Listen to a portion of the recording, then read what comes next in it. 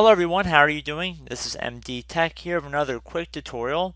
Today I'm going to be showing how to enable Snap Assist on Windows 10.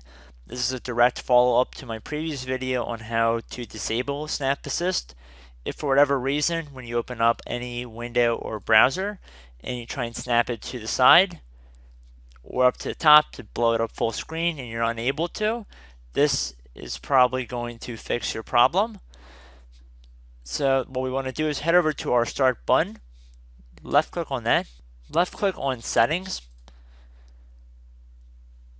left click on System, left click on Multitasking.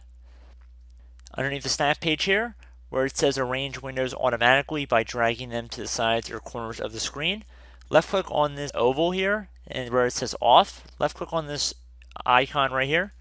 This should re-enable Snap and make sure all of these are lit up blue.